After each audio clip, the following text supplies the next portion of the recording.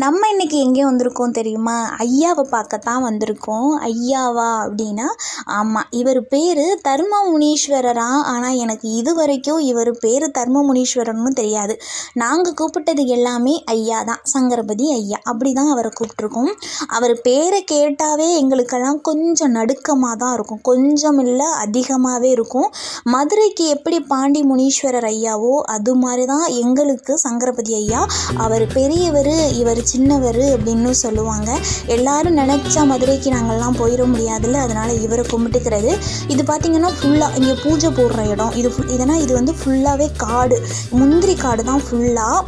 இந்த இடம் எங்கே இருக்குது அப்படின்னா, காரைக்குடியிலேருந்து தேவகோட்டை போகிற அந்த பைபாஸ் ரோட்டில் தான் வந்து கோயில் இருக்குது. கொஞ்சம் இறங்கி நம்ம உள்ளே வரணும். அந்த கோயில் உள்ளே பார்த்திங்கன்னா ஃபுல்லாக சேவல் தான். நான் போயிருக்கும் போதே ஒரு 1000 சேவல் இருந்திருக்கும். அதாவது சேவல், குரங்கு, அதிகமாக எந்த ஜாமானையும் நம்ம வச்சுட்டு போக முடியாது. குரங்கு, மாடு, நாய் தான் நிறையா. நம்ம கோயிலுக்கு போகிறோம் அப்படின்னா அதுக்கு தேவையான பூஜை பொருள் எல்லாமே நம்ம வெளியிலேருந்து வாங்கிக்கிட்டு போயிடணும். ஏன்னா அங்கே எந்த கடையுமே கிடையாது. உள்ளே வந்து சங்கரபதி ஐயா பக்கத்துலேயே வந்து ஒரு அம்மன் இருக்காங்க. அவங்கக்கிட்ட நம்ம தைரியமாக போகலாம் அப்படிங்கிறாங்க. ஏன்னா ஐயா கிட்ட நம்மளை உள்ளே விட மாட்டாங்க, வெளியிலே நின்று தான் கும்பிடணும்பாங்க. நீங்கள் எவ்வளோ பெரிய ஆளாக இருந்தாலும் அந்த கேட்டு இது இவ்வளோதான் இவருடைய இடம், ஆனால் அது ஒரு முன்னாடி வந்து நிற்கக்கூடாது அப்படின்னு சொல்லுவாங்க. ஆனால் அந்த பக்கம் இருக்கிற அந்த அம்மன் வந்து இவங்களுடைய தங்கச்சி அப்படிங்கிற மாதிரி சொல்கிறாங்க. அவங்கக்கிட்ட நாம் போய் தைரியமாக கும்பிடலாம், ஒன்றும் பயம் இல்லை, அவங்க வந்து உங்களுக்கானவங்க, பெண்களுக்கானவங்க அப்படின்னு இந்த தடவை என்கிட்ட சொன்னாங்க.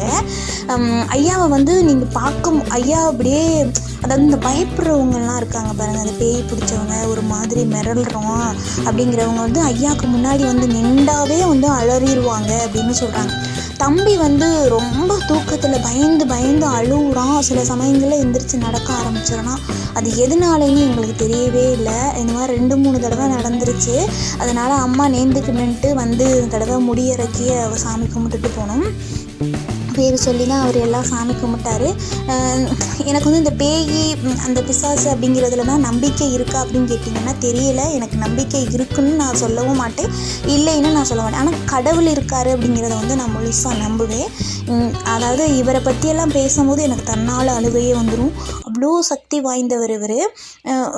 ரொம்ப நம்ம அதாவது புது பைக்கு வாங்குகிறாங்க, கார் வாங்குகிறாங்க, நம்ம எங்கேயாவது ரொம்ப தூரம் பயணம் போகிறோம் அப்படின்னா ஐயா கிட்ட வந்து ஒரு பர்மிஷன் வாங்கி இவ்வளோ இதுதான் பண்ணணும், இதெல்லாம் பண்ணணும் அப்படிங்கிறதெல்லாம் கிடையாது. ஒரே ஒரு மாலை, இஷ்டப்பட்ட எலுமிச்சை மாலை, பூ, இது மட்டும்தே வந்து வாங்கியாந்து கொடுக்குறாங்க. அப்புறம் கோழிகளுக்கு அரிசி, அங்கே உள்ள அரிசி அப்படி தான் கொடுக்குறாங்க. ரொம்ப பெருசாலாம் அவருக்கு எதுவுமே பண்ணுறதில்ல. நான் வந்து ஆரம்பத்தில் கல்யாணம் பண்ண புதுசில் வந்து சில காரணங்களால் நான் தனியாக போயிட்டு வர வேண்டிய சூழ்நிலைலாம் ஏற்படும். அப்போல்லாம் எனக்கு வந்து ரொம்ப பயமாக இருக்கும். நைட் ட்ராவல் அப்படின்னாவே எனக்கு கொஞ்சம் பயமாக இருக்கும். அப்போல்லாம் என்ன பண்ணுவேன்னா, நான் பஸ் ஏறும்போதே டிரைவர்கிட்ட தேங்காயை கொடுத்துருவேன். சங்கரபதி நான் மட்டும் இல்லை, நிறைய பேர் கொடுத்து வச்சுருப்பாங்க. நைட் நேரம் பயணம் போகிறாங்க அப்படின்னா பஸ் எப்படி பெரிய பஸ்ஸாக இருந்தாலும் சரி, நம்ம சங்கரபதி ஐயாவுக்கு தேங்காய் உடைக்கணும்னு சொல்லிட்டோம்னா அவங்க நின்று அதை உடச்சி தான் போகணும். யாருமே முடியாது அப்படின்னு சொல்ல மாட்டாங்க. ஏன்னா அவருக்கு அவ்வளோ பெரிய சக்தி. பஸ்ஸை நிறுத்தி அந்த இடத்துல தேங்காயை உடச்சிட்டு தான் எப்படிப்பட்ட பஸ்ஸாக இருந்தாலுமே கிளம்பும். நம்ம சொல்லி அவங்க நான் கூட பயப்படுவேன், அவங்க வாங்குவாங்களா உடைப்பாங்களா அப்படின்னு. அம்மா சொல்லுவாங்க, பயப்படாமல் கொடு, யாரும் நிறுத்தாமல் போக மாட்டாங்க. நான் கொடுத்தா அங்கே 5-6 தேங்காய் எனக்கு முன்னாடி பஸ்ஸுக்கு முன்னாடி இருக்குது. அந்த மாதிரியெல்லாம் அந்த இடம் இருக்குது.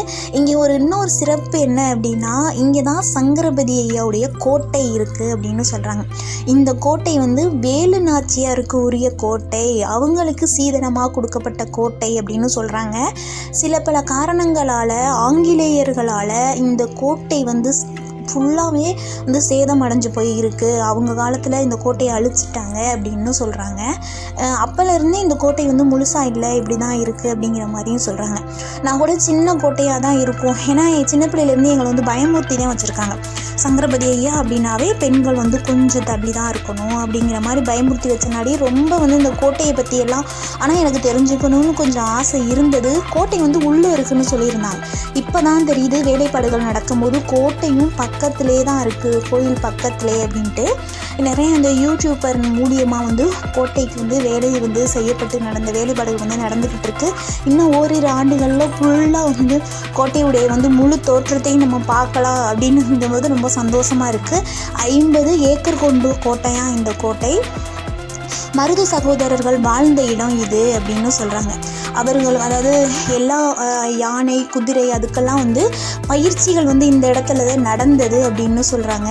இந்த கோட்டையில் இருந்து நம்ம சங்கரபதியாவுடைய கோட்டையில் இருந்து திருப்பத்தூர் வரைக்கும் 600 பேரை வந்து தூக்கிட்ட இடம் இது அப்படின்னு சொல்லியும் பயமுறுத்துகிறாங்க. அது எப்படிங்கிறது தெரியல. இது நான் முந்திரி தோப்பு அப்படின்னு சொல்லியிருந்தேன்ல, அதனால வந்து இடையில வந்து தடை போட்டு முந்திரி சீசன் இது, முந்திரி பழம் போட்டிருந்தாங்க. நான் உள்ளே போய் அதை பார்க்கணுன்னு சொல்லியிருந்தேன். சரின்னு அந்த அண்ணா உள்ளே விட்டார். போய் பார்த்தா முந்திரி கொட்டை வந்து முன்னாடி இருக்குது, பழம் வந்து பின்னாடி இருக்குது. சொல்லுவாங்கள்ல முந்திரி கொட்டை மாதிரி முண்டாது அப்படின்னு சொல்லுவாங்கள்ல, அதே மாதிரி தான் பழமும் இருக்குது. நீங்கள் இந்த பக்கம் வர்றதுக்கான வாய்ப்புகள் இருந்தால் சங்கரபதி கோட்டையை வந்து பார்த்துட்டு போங்க. ரொம்ப ரொம்ப சிறப்பான இடம்.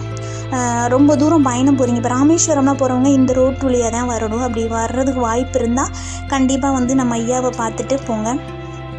ஒன்றும் இல்லை, சேவல் வாங்கிட்டு வந்து விடுவாங்க. அப்புறம் இங்கே குலதெய்வமாக இருக்கிறவங்க வந்து ஆடு வந்து பூசை போடுவாங்க. அதிலலாம் போய் லேடிஸ் எல்லாம் சாப்பிட விட மாட்டாங்க, ஒன்லி ஜென்ட்ஸ் மட்டும்தான் ஃபுல்லாக. இங்கே உள்ள இந்த கல்லெல்லாம் பாருங்களேன் எப்படி இருக்குன்னு. எல்லாமே வந்து இங்கே இருக்க கல்லே அபூர்வமாக தான் இருந்துச்சு கோட்டை கட்டுறதுக்காக.